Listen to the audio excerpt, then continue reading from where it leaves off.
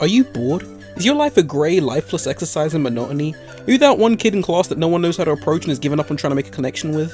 Have your youthful eccentricities led to you being branded a total anomaly in your social hierarchy? If only they knew how interesting and likable you are after the first 20 minutes. Hours. Don't you want them all to know how important you really are? Well, before you do anything too hasty, there's one more option. Anime. It's sure to add some colour to your life, so to speak. The Melancholy of Haruhi Suzumiya is one part a sci-fi light novel adaptation and another part cavalcade of anime madness. The lovely Haruhi is our tour guide, and the ride doesn't end until we're all thoroughly entertained, or at least thoroughly distracted.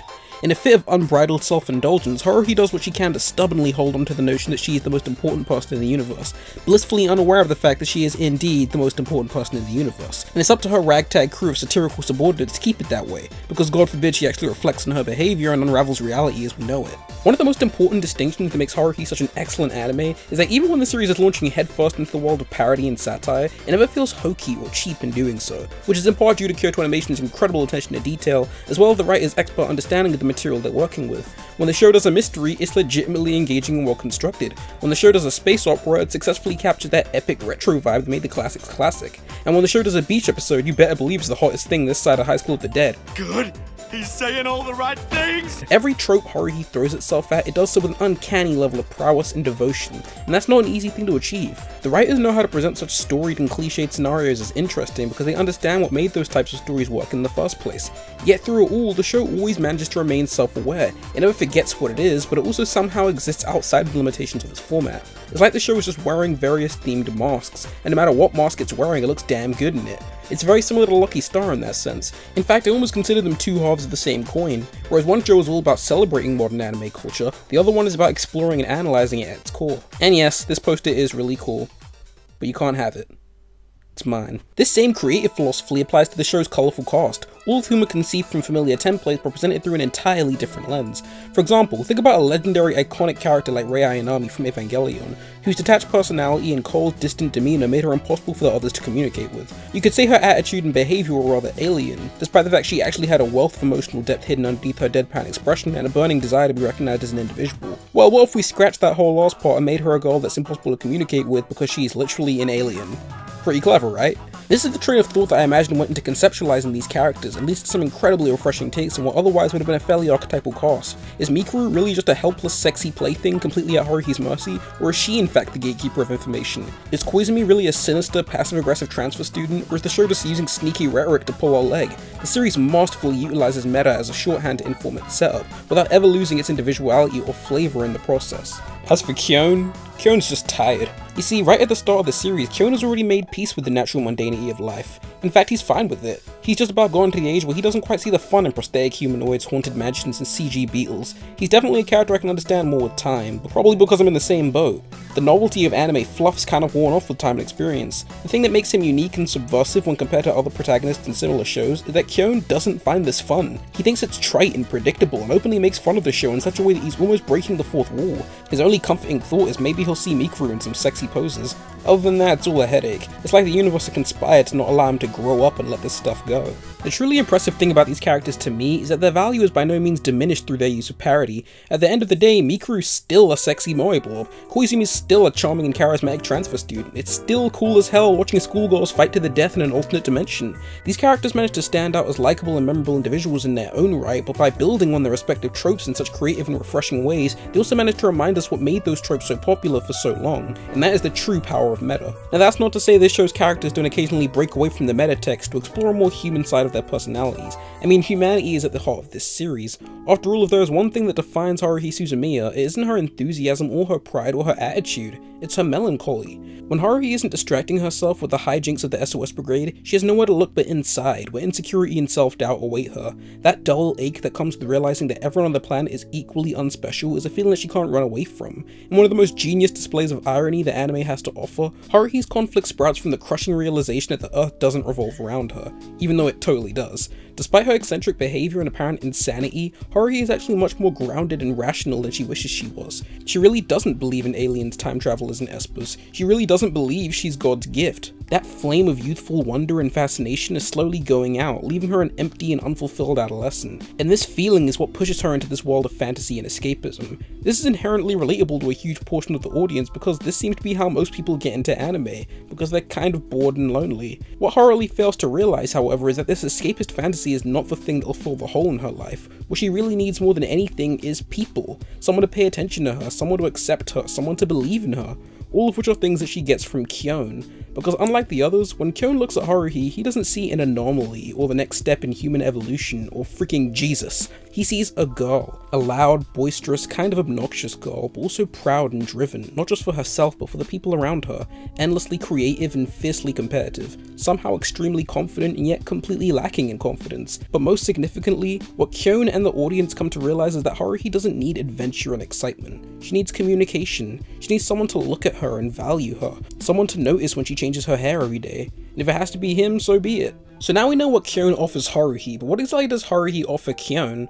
Well, the answer is surprisingly simple. Haruhi literally adds color to Kyon's increasingly grey world, as the opening scene from episode 1 beautifully illustrates. Haruhi takes Kyon's comfortable predictability and replaces it with an uncomfortable degree of erraticism, and he loves her for it, whether he chooses to admit it or not. Kyon and Haruhi's relationship is one so brilliantly conceived and portrayed that I'm hesitant to even necessarily call it a romance. I feel like doing so would be a disservice to its complexity. In pretty much every scene between the two, the quality of the show's writing and directing goes from excellent to absolutely god tier, like this genius scene where Haruhi doesn't quite let herself throw grass at Kyon, and the wind just kinda blows it back in her face, or this moment in the cave that masterfully cuts between shots of the two getting changed to build up the tension. You could slice this sexual tension with a Dragon Slayer. This contest is over. Give that man the $10,000. With Haruhi Suzumiya, you essentially get three unified entities: a wacky sci-fi light novel adaptation, a subversion of said light novel adaptation, and a surprisingly thoughtful character drama nestled in between. And when these three elements calcify, the result was a glowing triumvirate of anime excellence. Top it all off with an excellent soundtrack, two of the very best opening and ending themes in anime history, and probably the most legendary animation 2006 had to offer. So it's basically perfect, right? Well, yes and no. It's hard to argue that Haruhi didn't absolutely nail what it was going for and lives on as a deserved classic. But I don't know, this show just isn't as appealing to me as it was a few years ago, even if I understand it more now. It definitely has something to do with the fact that I watched this show so soon after getting into anime, so of course it was going to blow my mind, and for good reason. It's basically a crash course in modern anime. But it's not like I actually care all that much about the show's setting and world building, and none of the characters could ever really be among my favourites nowadays. I definitely think it's been trumped by other KyoAni titles, Lucky Star included, but that's not much of a criticism. This show is definitely at its best for me when it's at its most sincere and personal, making the final episode of the season a big highlight for me. This is an episode that seems to have gone over a lot of people's heads, so let me explain it to you plebeians. Talk about cutting corners, Nagato just sat there the whole time. The idea behind this episode is that it's the calm after the storm. After nearly a year of madness with the SOS Brigade, it's the one time where nothing's really going on. The episode's sparing use of dialogue and prolonged atmospheric shots give it a very unique vibe compared to the rest of the series. The use of rain, probably the most mopey and monotonous conditions, really hits home that feeling of normalcy, and KyoAni absolutely nailed the episode's tone with their exceptional art and sound design. You really feel as though the show is over and life is just taking place, almost in real time, without any of the bells and whistles we've grown accustomed to. We watch Haruhi and Kyon banter directionlessly, Haruhi Suzumiya enjoying herself in the rain, not because of what she's doing, but who she's doing it with, leaving us on a very optimistic note. Anyway, needless to say, the series was an unbelievably huge success, probably because Haruhi provides her audience with the same thing that SOS Brigade provides Haruhi, and by its very nature, the show pretty much demands viewers throw as much money at it as humanly possible. Haruhi posters, Haruhi artbooks, Haruhi wall scrolls, Haruhi figures, Haruhi mousepads, Haruhi keychains, Haruhi image tracks, Haruhi clothing accessories, Haruhi playing cards. Yuki to serve. I don't know how to play this. So, 3 years later, fans were unsurprisingly treated to a second season, which in true light novel fashion takes place before, after, and around various stories from the first season. The show has evolved into quite a different beast this time around, axing the zany, self-contained escapades of the first season in favour of a more straightforwardly dramatic and self-serious arc structure. All the characters evolve in some very interesting ways, and we explore entirely new aspects of their personalities, such as Mikuru's frustration with her complacency in her organization's plans, and Koizumi's subtle attempts to turn Kyon against the other brigade members, and Nagato continuing to be awesome. The series has also undergone a substantial visual upgrade, with the character designs having a much more consistent sense of scale and more softened expressive facial features, clearly influenced by the art style of that one show I forget what it's called. So, is the second season even better than the first? Well, not quite. I am prepared to address the 8-episode elephant in the room. There are a few conversations about Haruhi that don't eventually lead right back to this infamous topic. Endless 8 was a 30-page story arc from the original light novel series. In fact, why the hell am I explaining this? You know what Endless 8 is. You probably have some story about how it caught you with a sneak attack and ruined your life, or at least your opinion of the show. Long story short, the second season of Haruhi wasted over half its runtime repeating the same episode over and over again, and fans were pissed, and continue to be pissed 7 years later. Even Hitler lost his cool, and he was the biggest Haruhi fan of all. Die gesamte Generalität ist in 2000 Haufen niederträchtiger, treuloser Feiglinge! Mein Führer, ich kann nicht zulassen, dass die Soldaten, die für Sie verbringen... Nicht als Feiglinge! Verräter, Versager! Mein Führer, was Sie da sagen, ist ungeheuerlich! Die Generalität ist das Geschmeiß des deutschen Volkes! Sie ist ohne Ehre! Sie nennt sich General, Jetzt beruhig dich doch.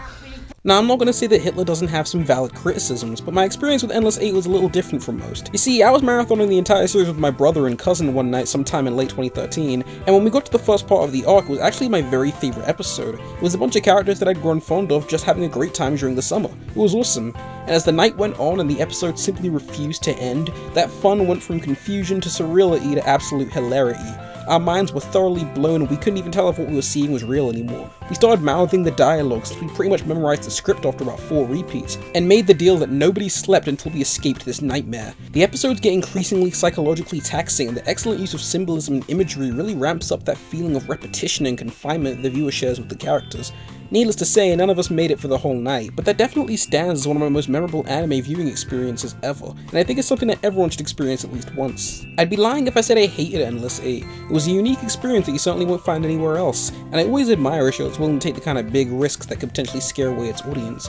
Now, I can totally appreciate the sentiment that the arc is a massive disappointment just by nature of wasting 8 episode slots on pretty much the same story. I mean, if it was even half its length, KyoAni could have adapted another entire novel.